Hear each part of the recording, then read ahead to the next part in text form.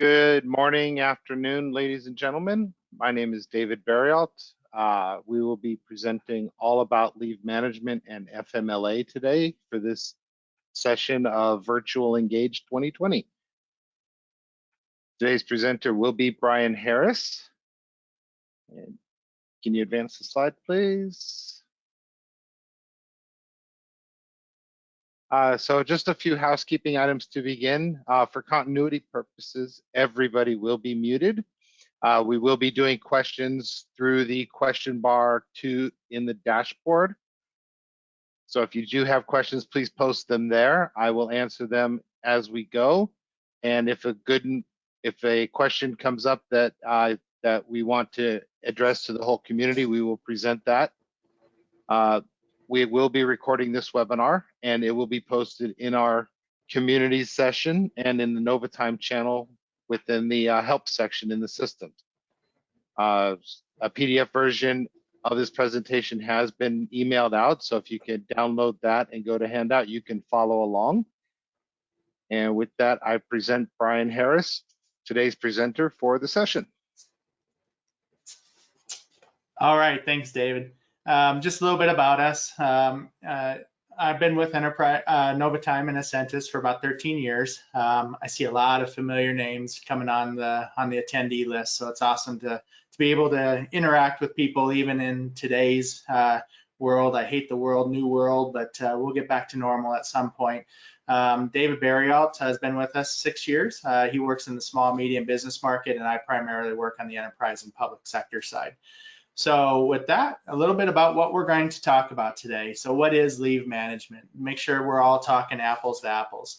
You know, we all know about PTO, vacation, sick, etc., whatever you may manage in your normal accrual rules. But then we also have these leaves, you know, like short-term, intermittent leave, long-term or disability leave. And we'll spend a little extra time on those last two bullets as they're managed through our FMLA module. We'll go over the normal, you know, quote unquote schedule requests and some of the workflow behind it. It's amazing from year to year how we end up finding customers that still aren't using some of our newest features in the system, even though they've been out for some time. So we'll show that a little bit and make sure that everyone has an understanding of, you know, how we can be using our normal schedule requests and leave management to its greatest potential. But then we will dive into the FMLA module. We'll give a little bit of overview. We'll give you a little sneak peek behind the curtains as to some of the configuration items and what you can do with the FMLA module. We'll then roll into how the employee interacts with the module and the screens for case submission and approved cases, and what the admin also sees behind the screen, behind the curtains, as far as their interaction with the system. And then, you know, what good would a PowerPoint be without telling you what we told you? So we'll recap and go over a little bit and then open it up for questions that we may have had in chat during the module or during the presentation. All right, so with that, what is leave management? So, you know, on the right-hand side, you know, it is a jumbled mess. You know, everyone's requesting different times, different days, you know, do we have staff coverage, etc. So leave management really is a complex and challenging process that every organization undertakes, you know, making sure that employees can get their paid time off as well as unpaid leave for things like FMLA. You know, and when I talk about FMLA and leave management today, it's not only FMLA. It might be California Family Rights Act. It might be the Oregon Family Leave Act. It might be anything that's local to you, state. It might be bargaining agreements, etc. So don't think of this just as FMLA. While FMLA is the main use of this module, you can administer all different types of plans within it. So leave management is also where employees request and supervisors review employee time off requests, you know, using the standard request. I also want to make sure people are aware of, we've got this PTO bidding module that's out there. We typically see that in the public sector, but we are starting to see it invade more and more within the private sector, where employees are asked to bid on days off at the beginning of the year. And basically you'll have an open time frame where everyone can start bidding, and then that time frame will get closed, and based on seniority or other rules within the organization, the system can help you decide who gets off what days versus requested days. So that's something that if you're interested in, you can also explore that with your AM team. or open up a support ticket and we can have that routed internally. We're not going to be talking about that really today. We're going to be talking about standard requests as well as our FMLA module. I also want to highlight that, a lot of organizations will use our request system for things outside the standard requests, things like jury, bereavement, etc. You can do those, even though they're not, technically leave plans, you can still put those in there so that you have some sort of workflow capture and audit about when people requested, when it was approved, and actually then automate the rest of the process from timesheet to schedule, etc. And then PTO bidding again there at the bottom. That's it, again, just the process that the system can help should you do that type of process in the beginning of the year where employees will bid throughout the year, and you want the system to help you understand who requested first, who has the most seniority, or any other rules that you have in your organization. Okay, so that's leave management as we define it as a whole. So as we get into this, we want to make sure that everyone understands the power of the system when we're talking about normal leave, the day-to-day leave, the sick, the vacation, the PTO, etc. So I'm going to spend just a couple of minutes on our standard request page. And so we've got a couple of screenshots, and we'll also make it bigger. But as David mentioned, the PDF is available for download. You're also going to get a recording link after this, so you can kind of zero in and blow up certain areas if you wanted to. But from a scheduler request standpoint, you have this brand new SPA page that was launched, probably almost 2 years ago. I remember at our conference that when we launched this, a very powerful page that gives a lot of decision-making information right here without the supervisor or administrator having to click out and do multiple pages. So I just wanted to go over this for a minute, make sure everyone's using it. If you do not see this page and you're still seeing the old list page and still using, if your request approval does not look like this, get a ticket into your support team, because this is an easy toggle for us to turn this on in your environment. We did not automatically turn it on for everyone because we wanted to make sure that we kept backwards compatibility. But if you're ready for this and aren't using it, I seriously suggest that you get this turned on. All right, so as we go through this page a little bit, up in area 1, we have the approve all. If you've already reviewed all the pending requests, go ahead and approve all. You can add request on behalf of, sometimes sickness and out of office doesn't always afford us the ability for an employee to initiate his or her request. So if you want to add a request on behalf of, so that you still track the same request and audit and subsequent automation of schedule and timesheet, you can add a request on behalf of the employee. That was a real popular feature added a while back as well. And you can filter this page. So if you want to filter this, and maybe you're responsible for vacation requests, or maybe you're responsible for sick requests, you can filter it down to specific pay codes. You can filter it down to specific employees, departments, etc. Anything that you may have set up at a group level. So if we get down to area 2, this is our actually request list. So this will show you how many requests per employee that you have. And as you expand this, you'll start seeing area 3, which is the actual request cards. And this is where you can see the detail of what an employee is requesting, from the date, the pay code, how many hours are available, when they submitted. If you want to individually approve certain requests while leave others pending or decline them, you can. And then you also have the ability to add notes, which are interactive with the employee, both in the web and the mobile application. And so as we move over to the side here on 4, we have our calendar view. And so out of the box, you may say, Brian, this doesn't look like my screen. I've got all of these shades of blue. Well, that's basically because out of the box, we set up these different shades of blue based on the, request density, right? How many requests per day? If you like the green, yellow, orange, red, you can set up that in the settings right above the calendar and say, show me different variants of other colors, so that on days where I have maybe less than 2 requests, I can have it green, and maybe over 2 and between 5 it's yellow, and over 5 and between 10 it's orange, etc. This just gives you an at a glance to see how you may be performing for staff coverage, employee needs, etc. And then as you hover over anywhere in this calendar, you'll get the detail of who's requested off for those days and be able to drive into that detail. Okay. And then what I also want to make sure as everyone understands is we also have a calendar and list toggle, and we're going to go into that here in just a moment. So the next page is just a blow up of this. Again, so as you download the PDF and saw that maybe it was hard to follow along during the presentation, you can refer back to this larger screen and toggle back and see, okay, now I see where Brian was pointing out and some of these areas that we can actually go into, okay? But the next area I'm gonna go into is the list. So, did you love the old list view? Well, we kept this because so many people said it was very easy for us to manipulate the data, sort on the columns that we wanted. And so if you don't want the calendar view, or maybe after looking at the calendar, you just want to toggle, excuse me, over to the list view, simply click on list over here. And this brings back our legacy format so that you can see employee IDs, names, the dates that they're requesting, the pay codes they're requesting, the hours they're requesting. By default, we're going to sort based on when did they request that, so kind of first come, first serve. The status, again, you can approve or decline or remove those requests from directly within this list format as well. And then the ability to add notes and read notes, the interactive capability of our request system.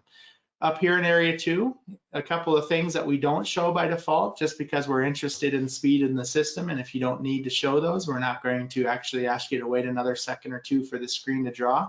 But if you wanted to show their available hours in this list view, you can toggle that on and off. You can also show hire date. Why is hire date important? Because maybe you want to sort based on seniority.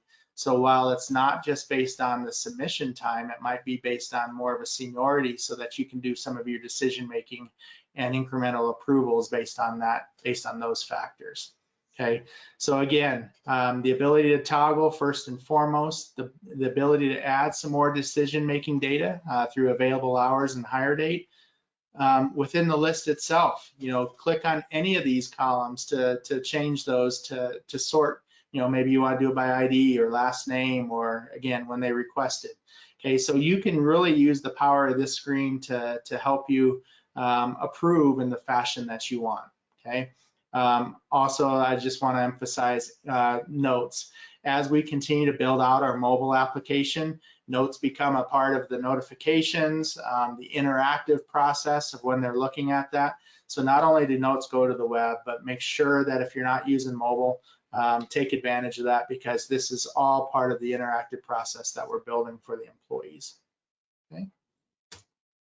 And again, just a blown up so that you can reference this offline as needed.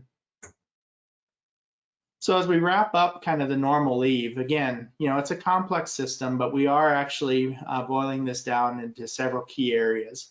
But the benefits, if you're not using our request system today, so you might say, Brian, you know what, we don't have accruals in your system, so we really don't see the benefit of requesting time off. You don't have to have accruals in Timekeeper or Ascentus in order to use the request system. You can still use the request system. The only thing we're not going to do at that point is validate if they have balances available. But some of the advantages of using the leave request system is you're going to audit. When did that employee request? When did that supervisor approve? You take all this question and maybe future challenges to, hey, I requested that, but don't have the paper or whatever laying around. You can actually have all of that workflow audit directly in the system. Once you approve that, all kinds of automation happens.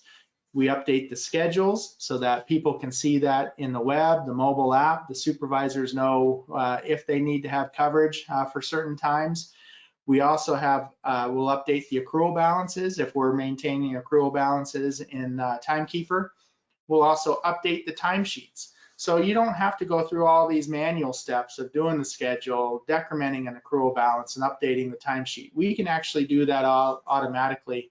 And then again, we're making this interactive. We're sending the notifications to and from the supervisor. Options that can be configured within the normal leave include, we can turn on projected balances. So if NovaTime knows, and we don't have to be the system of record, but if we know how your employees earn time and accrue time, we can actually project balances so that they can look into the future and say, okay, at Christmas time, what should I have if everything is as normal for time available to request off, okay? We can also post at the time of pay period only. So by default, when a approval request gets approved, it at that time gets put into the timesheet and schedule. So if I had a request for Christmas and my supervisor approved it today, my timesheet is opened up in December and that timesheet is updated with that time off request. That doesn't have to happen by default. And a lot of times organizations won't do that if we're not the system of record for accruals, because what they don't want to do is look forward and maybe they don't have that balance in December. They won't have that balance until December. And they actually say, you know what, post that approved time off when that pay period opens so that we don't have to worry about negative balances. You can also turn off the use of emails if you don't like those. And you can turn on the ability to attach Outlook or Google Calendar objects as part of those approval requests. So the nice thing about that is you can actually, when those get approved, both the supervisor and employee can have an ICS or Google Calendar object as part of that email. Click on that and make it part of their calendar as a reminder. Okay. All right, let's get into FMLA. I know a lot of you are interested in hearing about FMLA today. All right, so this picture on the right, I think I've seen. This is probably how a lot of organizations manage FMLA. If you think there's hidden cameras, there probably are, because I think in reality, most of the organizations before automation are handling FMLA just like this. It's manila folders and a lot of paperwork inside. So when I talk about FMLA module, we also refer to it as the extended leave module, because it really helps organizations automate the process of determining what type of leave the employee is eligible for, and then managing those cases once they're determined eligible and approved.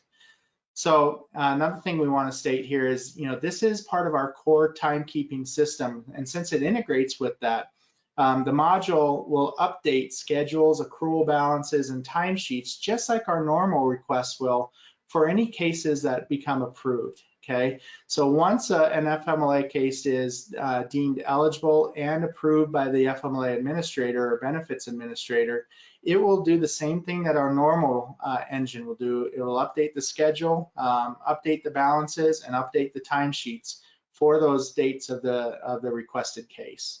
Okay, so I want people to start thinking of this module at a high level about configuration and using of the FMLA module. The ability to assign rules to groups of employees. Why is that important? Well, maybe not all employees are eligible for FMLA. Maybe you've got multi-state organizations that you need to have some eligible for California Family Rights Act, some eligible for, like I gave the example earlier, the Oregon Family Leave Act. You can actually define who's eligible for which rules and have the system then determine eligibility beyond that, okay? So it took away the thunder in my second bullet there, the eligibility threshold determinations, okay? So you can determine for each type of administered plan, how long do they have to be employed before they're eligible for that? And if you have an hours worked threshold, so an example, you're eligible for FMLA generally when you work 12 months. And when you have 1,250 hours in that prior 12 months, you'll get your 480 hours of eligible FMLA.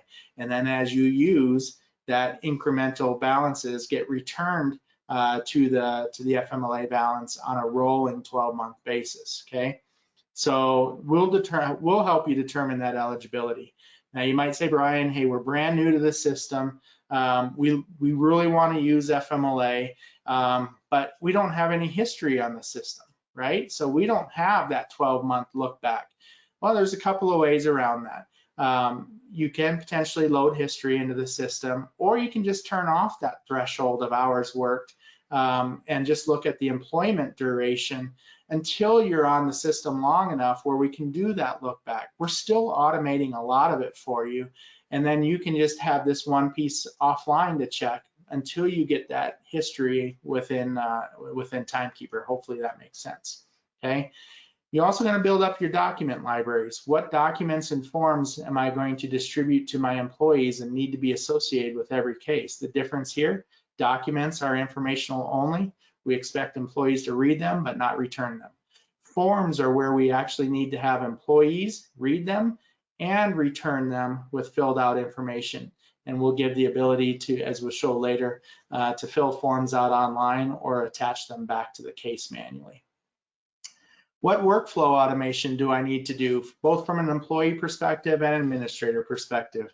When an employee requests, what do I need to do? I can automate my workflow steps, send them the rights and responsibilities of the employee, send them maybe some 380 forms or state forms, or send them some internal forms that our organization uses specifically. You can automate these steps. Again, take this stack of manila envelopes and get rid of it, right? And start automating all the steps within these manila envelopes within the FMLA module, okay? And then the other piece is the notification engine and library. So when do you want to remind people of key tasks? When do you want to send people communications during, before, during, and after an FMLA case? Examples are, reminders that your 380 form is due, reminders that, hey, we're showing you return to work is in 2 weeks. Please complete your intent to return and your fit form. Okay, so there's all kinds of things that you can do using our notification engine to help you automate this. Again, our goal is to get this stack of manila folders down to a very manageable, maybe one folder inbox on your desk, and making sure you understand what you need to do at any given point in time, okay? All right, as we've started kind of tweaking our FMLA module, it's a fairly new module. We launched it a couple of years ago, so we're definitely understanding, getting more at-bats and rolling this out. I want you to understand that as you undertake this and maybe add FMLA, or you have added FMLA, or you're thinking about adding FMLA, a lot of organizations struggle when adding this module. It's not your fault. You start thinking about presentations like this and hearing all the cool things that Brian and David have told you it can do. Well, your eyes get big, your plans get bigger, but the reality is actually bigger. You don't have time to implement everything. You're taking off too much to chew. So some of the things that we've learned from successful implementation is know your needs and have your current processes documented. And so when we say know your needs, we work with you kind of identifying, are you track 1, track 2, track 3, and we kind of give you some best case, saying here's how we'd like to use the system. Here's where we think organizations best fit for those types. Doesn't mean that you have to be a track 2 or track 3. This is just trying to be a thought leader and help you understand how you may want to use the system. And if you want to use the system this way, give you an idea of what it might take on your side to implement, okay? So it's not that you have to be pigeonholed in any one of these. It's, again, just a thought leader to help us, think about your implementation or usage as you've implemented the module, okay? Plan for value. Document your processes and prioritize your biggest needs. What do you struggle with the most as managing your current FMLA process? Is it volume? Is it communication? Is it form management? Identify what your biggest need is and let us help you build a plan so that you can get your value quicker within the module. Don't remake the wheel, unless you have to. If you feel you're not compliant in your current process, then you may have to.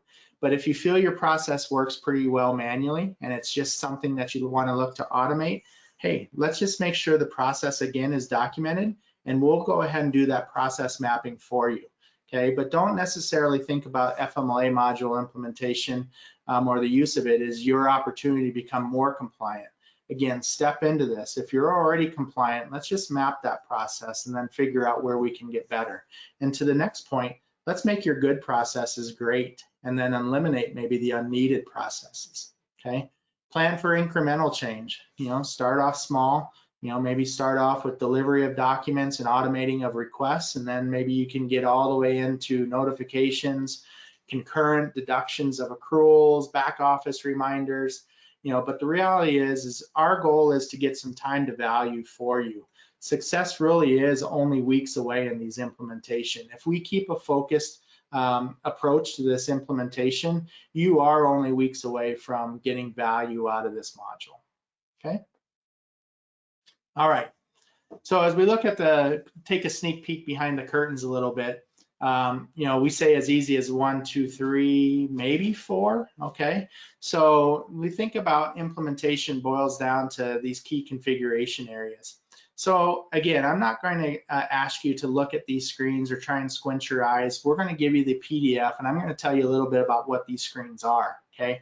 But just so you get an understanding of how our engine works and how the overall workflow can flow in your organization.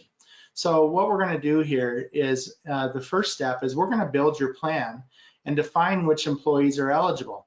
So when we build a plan, we decide what pay code we're going to use, which pay categories, which group levels we're going to use, who's going to administer these. And one of the nice things about our FMLA, our extended leave engine, is that you can have different administrators for different plans. So if you've got different benefit administrators based on maybe California family rights versus family leave versus short-term disability, you can actually set up different administrators to be able to only manage those cases, or you can actually have them share across the different types of leave if they need to for backup purposes, okay?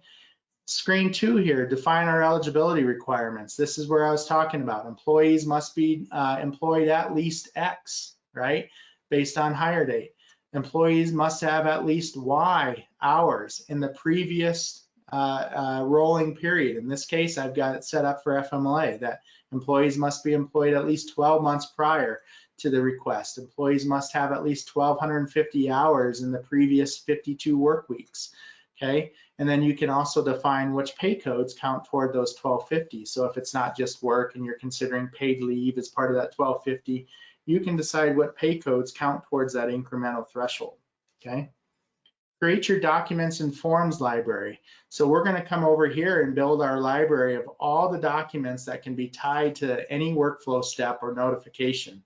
So again, employee rights and responsibilities. Maybe you have an initial letter that's on company letterhead that you're going to indicate, what an employee needs to do. But then you can also put in all your federal forms, state forms, 380, 381s, your fitness duty to return to work. These are all the documents that you can attach to steps within the management of certain leave types so that you don't have to do manual emails anymore. And you can actually present those to the employees through the system and save those forms within the system and attach those to the cases specific, okay? The last one is build your workflow. Probably one of the most important screens is one of the smallest screenshots on here. Again, take a look at this in the back, but what I wanna kind of just walk you through this multi-line here is not that I expect you to read it, but we can have all these different types of leave requests. We can say a new case for self-illness, a continuous case for self-illness. We can have intermittent case extensions of the case. So maybe you had an initial case that was 3 weeks long, and then there's going to be some sort of follow-up treatment that requires intermittent case. You can just have those be extensions. And the nice thing about that is that they can all follow unique workflows. You do not have to have the same 10 steps tied to every leave type. So why would you have 10 steps for an extension of an already approved case? Maybe it's only 4 steps because now maybe you don't need the 380 or the certification letter. You just need the request and maybe some internal approval and then some supervisor steps. And so maybe 4 steps for an extension case versus the 10 steps for a new case. Hopefully that makes sense, but you have the flexibility to decide what you want to have happen during those steps here down below. And the nice thing is you can say which steps are required for approval, like, hey, do not let me skip this step system because I have to have this documented for compliance purposes. Okay, you can also say when that task or that step starts in relation to the start of a case request. Maybe when do I want to have reminders sent? Okay, so I've got 14 days here. Again, don't try and read it. Just trust, and you can verify later that within 2 weeks, when of the end of the case, I'm going to send out a form to the employee and say, and maybe even to the supervisor to say, hey, this employee is scheduled to come back. Make sure that you've got steps 1, 2, and 3 covered, and from an employee perspective, please fill out your intent to return form and get that attached back to your case, okay? And then you can also say, from a notification perspective, each one of these steps can help you automate emails. So maybe you want to have some templates for each step along the way that help you communicate policy, help you communicate forms, etc. Okay, so that's your building your workflow, and you can build your workflow that's employee, supervisor, or admin facing for each requested leave or reason type. Okay, a lot of things there that your consultant will take you through, but this is probably the most key step in building your FMLA usage. And a lot of times clients will get hung up because they'll want to start building this workflow new. The easiest thing to do is to map your current process and map those steps here, okay? We can tweak on those, but let's get to a point of value and you can understand what the system is doing before getting kind of stuck in this, well, what do I really want it to do? You know, get something in the system based on your current process, and then we can tweak later, okay? And then I have step 5 here, lather, rinse, repeat for each administered plan type. So I was talking, you know, from a reason code. If you define different types of leave eligibility, saying that you want to say parental care, self-care, military, and have those reason codes drive different workflows, you can. Maybe it's entirely different plan types, like I talked about, CFRA, OFLA. Maybe you have bargaining agreements that mandate certain types of short-term leave. You can do that. Again, we just bounce up to step 1 and kind of walk through this cookie cutter template of implementing your different types of administered leaves. Okay? Awesome. I hope this is making sense and you're understanding what the system can or can't do for you. So as we look at from an employee interaction, how do they use our FMLA module? So it starts very early in the process, you know, so we try to give a very intuitive interface. And the first thing that happens is when an employee requests a pay code that's tied to our FMLA or extended leave manager, it's going to pop up this FMLA request manager, and it's actually going to walk them through all of the, it's like a wizard.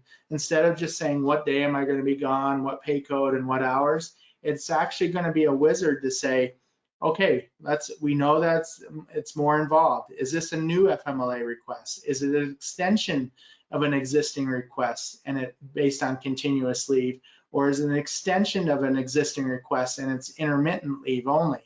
You can do full absences or partial day absences.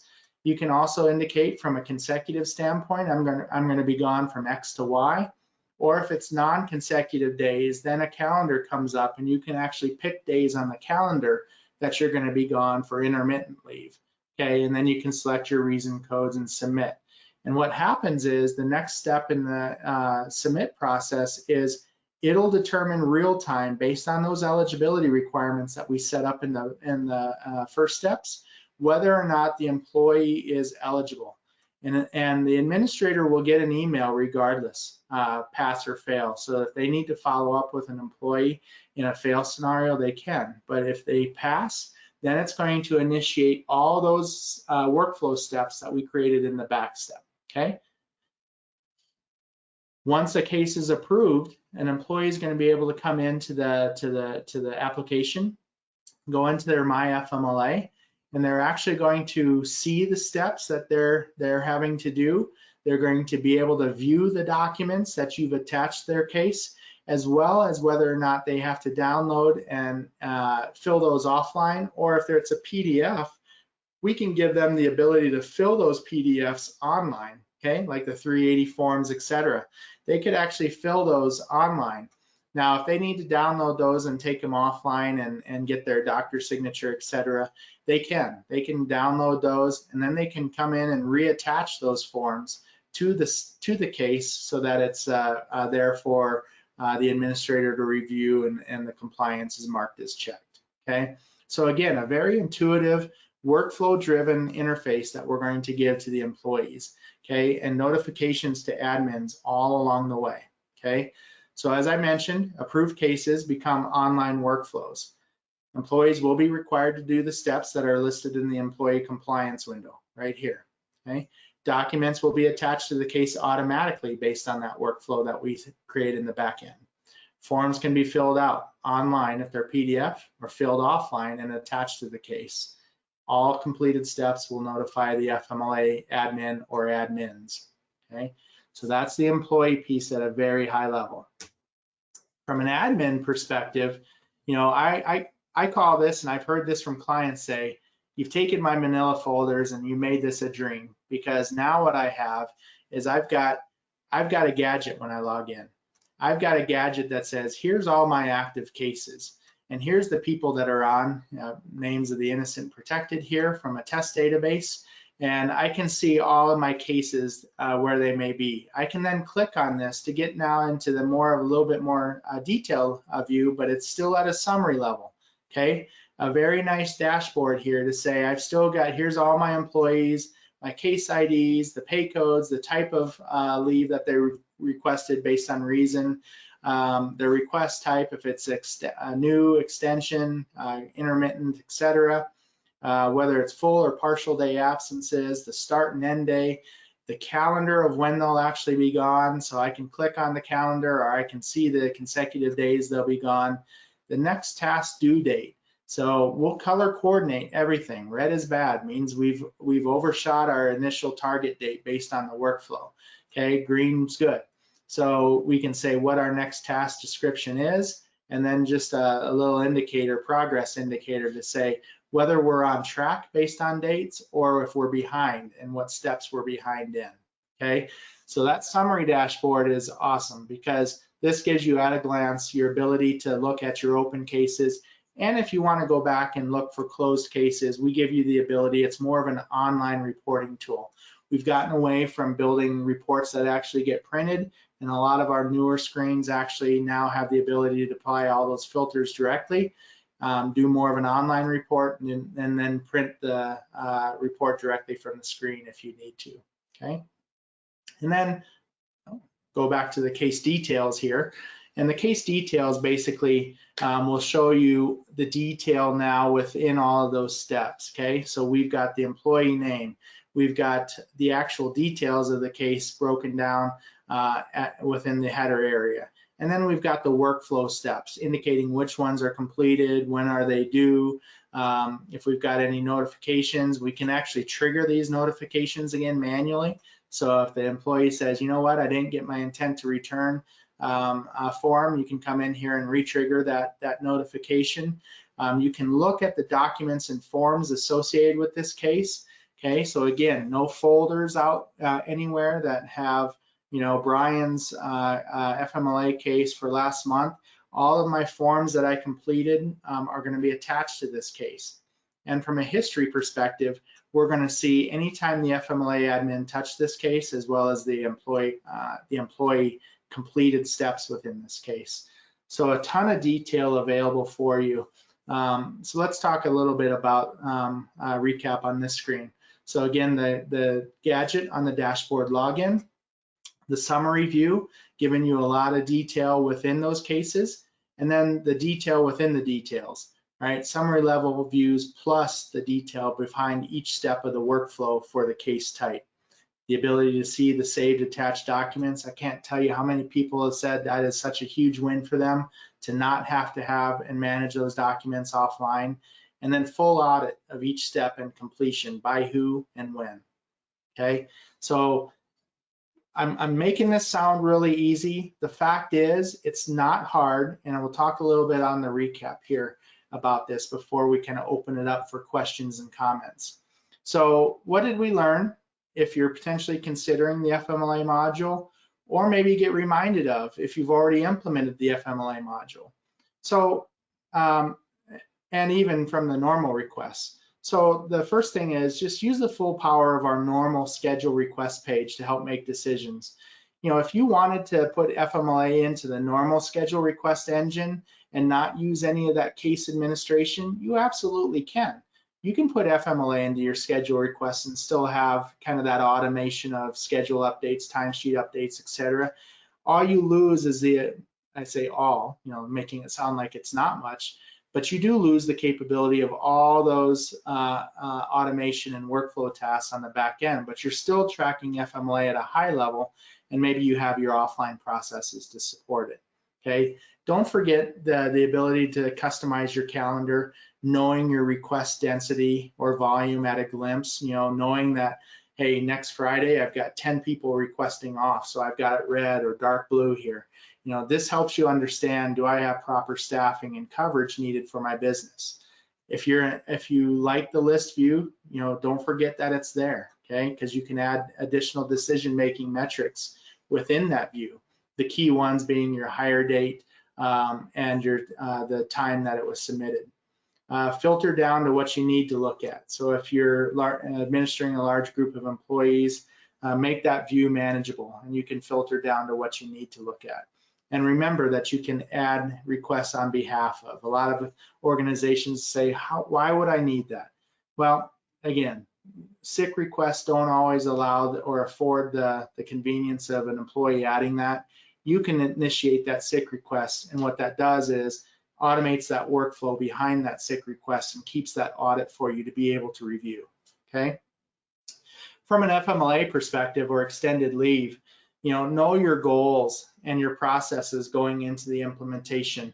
Where we get stuck or where we see frustration happen on the implementation side is where you don't have documentation of knowing even what you do offline or manually. It's in someone's head, but it's not really well documented. We're not saying that you have to have everything buttoned up into a nice one-page document, but at least have it documented at a high level that when a case originates and a case ends, here's the steps in between, okay? And that will help us build the automation for you and get that time to value much quicker, okay? The module will automate those current workflows and notifications. So build what you want to have automated and use the notifications to help you manage that offline email process, etc. Build your library. We talked about it. Everything that you want an employee to have access or need to fill out should be in your library. Okay? Map your workflow to align with key pieces of your administration. And what I mean by that, by key pieces, is make sure that you've identified in your process, here's our minimums for compliance. Here's our pain points in our current process. Because what I've seen organizations do, if they map too little in that workflow, they won't see the value in our engine. But then if they map too high and make that workflow screen that I showed you maybe 30 steps, they're going to see that maybe they're going to get frustrated because the system's maybe handcuffing them a little bit, not letting them go on to step 14 because step 13 is not completed and it was too granular. So I just want us to consider what's important to you from an automation standpoint as well as a compliance. And then understand reality that you can manage way more than FMLA. Okay, your state leave programs, your local leave programs. Again, if you have union or bargaining agreements, you can manage those within the module. So I want you to consider those as you think about the FMLA module, that it's not there just for FMLA. It can help you on a whole host of other leave plans. All right, so I will look for my good friend and colleague David to see if there was any questions or chat that came up during the session that we want to verbalize across the group. Yeah, so a couple questions to throw. The first one is, we have teammates filling out a form notifying their supervisor, manager that they will be off work for a time period. Does the FMLA module have the option to send a form between a teammate, their supervisor and/or manager and HR? Or would the teammate have to print and get signatures and then upload the form? Yeah, good question. So the forms are going to be employee facing. So if they require signatures from multiple team members or teammates, what you'd have to do is the employee, we could still put it in the automation. We could still attach the document in their library, but in that specific case, the way I'm hearing it, where you might need signatures from multiple team members, you would have to download that document and then reattach it to the case. We don't have a way to have Supervisor A come into that employee's portal to sign it. That would have to be an offline activity at this point. And the next one is, Can the FA utilize fillable PDF forms similar to the employee? Yes. And we have a policy where IT turns off employee access to emails while on leave of absence. How can we use the automated communications when we need to use a personal email address? Yeah, and so that's come up with a couple organizations that, they've got some IT policies that kind of, tie the hands of the FAs a little bit in the sense that, they're shutting down access because you're on leave. You really shouldn't be accessing the system or working on behalf of that organization. So we've got to figure out a process there that can allow the updating of the email addresses in the personal profile to be used by the system. Short answer is the system's going to use the email address that's in the system today. And if that's a work email and your IT team has cut access to work email, that's a problem. So we're going to have to figure out a way to update that independent of the IT process or making sure we've got personal information in there. So yeah, good question and challenge we've seen across a couple of clients that, we may have to consider, as we see more and more doing something on the product side. And can employees use the FMLA module via the mobile app? There is some functionality via mobile, not all, but we are working with almost every release of enhancing our mobile. So we can get back with you and actually identify which pieces are available. The online form pieces are not available, I believe, but there are some pieces that we're working and building that out on a month-to-month basis. So the full compliance My FMLA portal is available web only. There are some notifications and pieces of that available in the mobile app though. Follow-up question to the IT email question. If there are two emails listed, one work and one personal, will the system send emails to both? Yeah, at this point, the timekeeper system has an ability to have and house only one email address. And so that's kind of where my mind is thinking that if we continue to see organizations that have kind of this conflict between IT policy and HR policy, we may have to look and say, do we add a secondary email field somewhere in the timekeeper system to allow this flexibility of HR communication? So right now, short answer, there's only one email field available. So we'd have to figure out how to maintain that during the leave process. Can we use the FMLA module for work comp and TDI? Yeah, it's just a matter of, workers' comp has a whole host of processes around it, but absolutely, why not use the FMLA module to help you automate all those offline management pieces for workers' comp? It doesn't have to be, that was my point, it doesn't have to be just FMLA. You may not have a eligibility check there for workers' comp, right? Most time eligible day one, but you can still use the back end piece of it to automate maybe the 10 steps that you have to do from a workers' comp administration standpoint to distribute documents, to fill out documents, etc. So really think outside the box that while it's named FMLA, it doesn't have to administer just FMLA.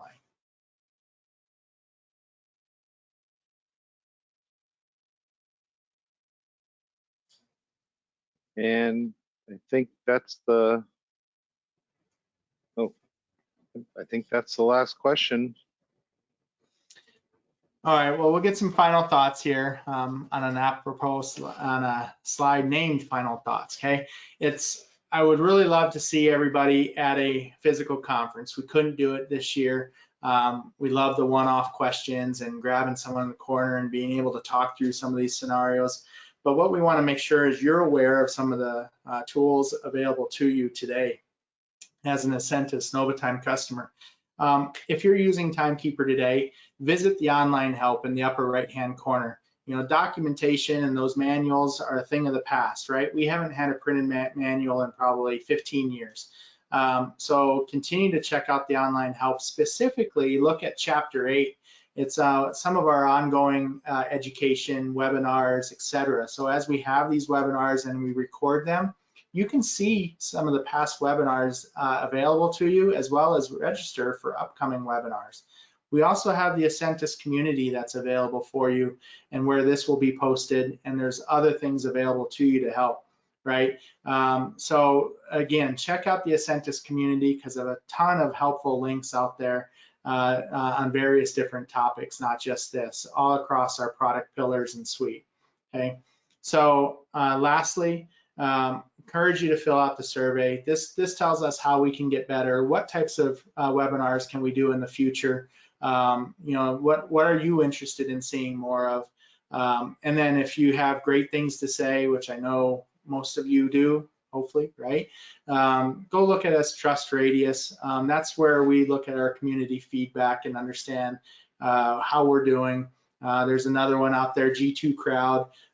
Just those types of feedback, any type of feedback helps us understanding where we can spend time at, what we're doing well, and keep doing well. So with that, I think if there's no more comments or questions, we'll get the survey sent out, the links will be sent out, and we really appreciate you making time today to join this and participate in our virtual Engage. Thanks, everybody.